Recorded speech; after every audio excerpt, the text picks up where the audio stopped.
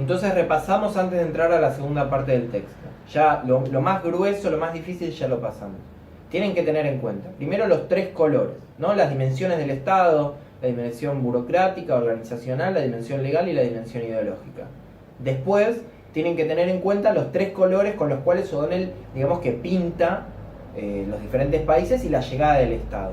Cuando el Estado no llega, la autoridad central no llega de manera homogénea, no llega, ahí es donde son las zonas marrones. Cuando tiene alguna de las dos dimensiones, particularmente cuando no tiene la dimensión funcional del Estado, ahí son zonas verdes, y cuando llegan todo su esplendor son zonas azules.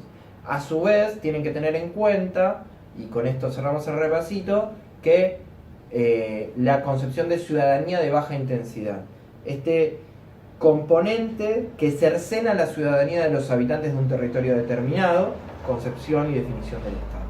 La segunda parte va a hablar O'Donnell, que está escribiendo en 1993, plena crisis de los estados latinoamericanos por lo menos, y comienzo de la implementación de políticas de tinte neoliberal a través del consenso de Washington. Pero bueno, esos son temas que vamos a ver más que nada en la segunda parte. Lo que tienen que tener en cuenta es cuáles son los componentes de la crisis del Estado, o cómo va a afectar esta crisis del Estado a todo lo que venimos hablando, a las zonas marrones, zonas verdes y las dimensiones del Estado. Por un lado, vamos a decir que las crisis socioeconómicas van a tender a aumentar la cantidad de zonas marrones, va a haber un crecimiento de las zonas marrones, que eso va a generar una fuerte ideología antiestatista, ¿no?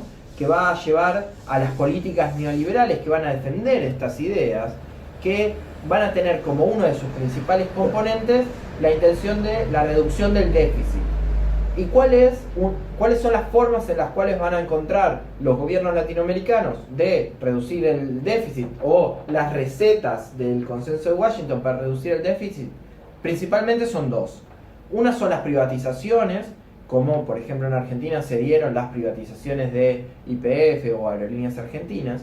Y por el otro lado vamos a encontrar la receta de liberar del exceso de personal a la administración central, a esta burocracia.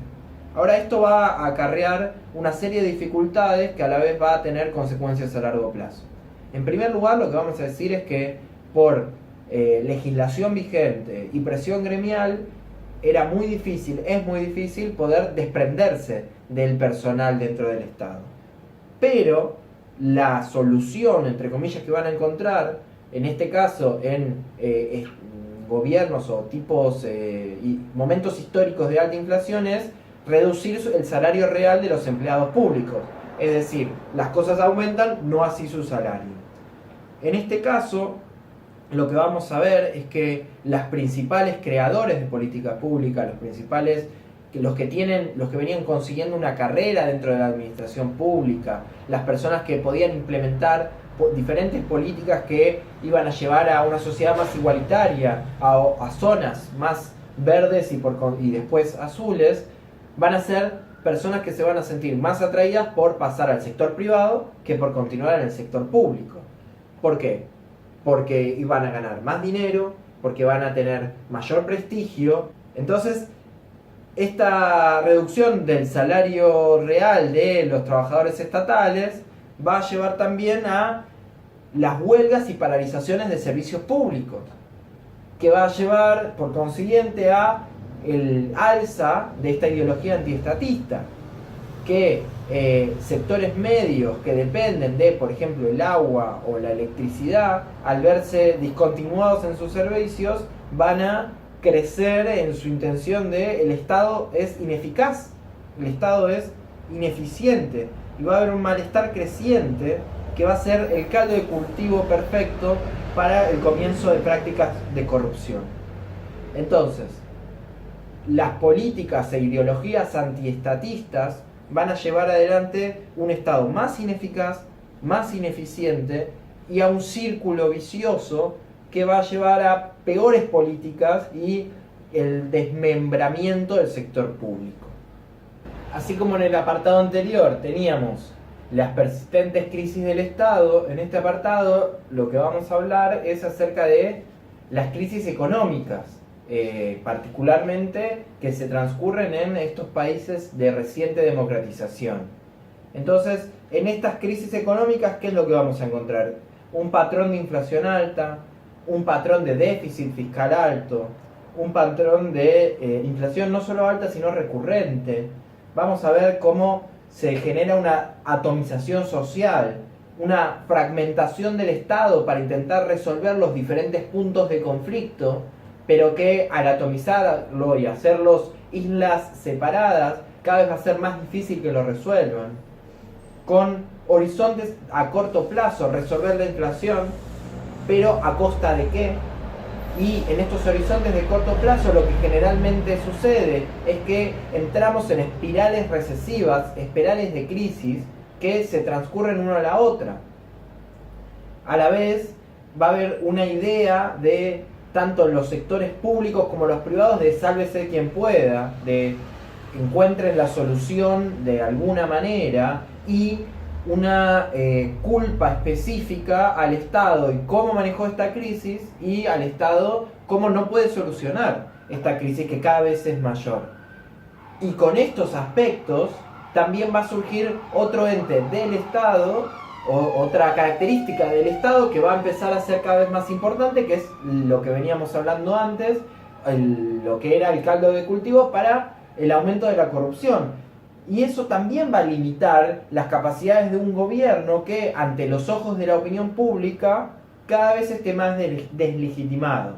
Entonces se va a dar lo que llama O'Donnell un dilema del prisionero, en donde la única solución es cooperar entre los sectores, pero ninguno coopera.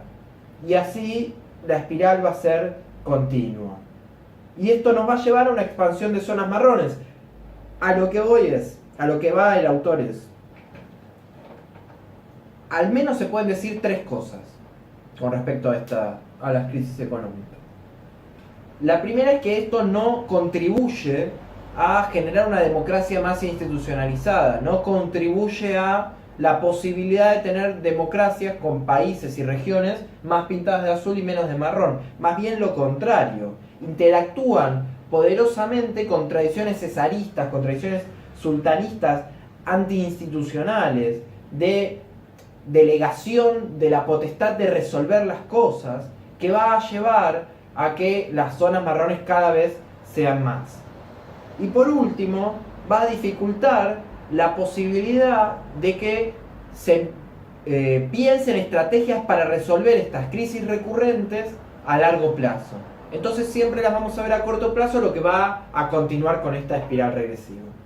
El último apartado del texto que tenemos acá de Guillermo O'Donnell habla de su conclusión parcial, ¿no? Y a lo que nosotros le tenemos que prestar especial atención es a la propuesta de él de si existe una posibilidad de salir de estas crisis espirales. Y probablemente, dice el autor, que una de las soluciones esté en una acción que se pueda dar de manera oportuna y coordinada entre los diferentes actores, que consiga ampliar el horizonte, esto de medidas a mediano y largo plazo, en donde en consecuencia todos tomen un poco de la culpa y de la imposibilidad de continuar y a la vez sean parte de esta solución. Con esto vamos a cerrar la clase del día de la fecha, espero que se haya entendido.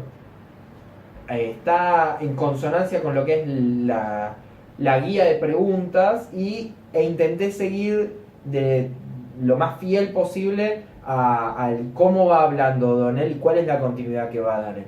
En caso de que haya algo que no se entienda, saben que pueden escribir a través del grupo de Facebook de la cátedra y nos volvemos a encontrar ya en la segunda parte de la materia conmigo. Así que éxitos.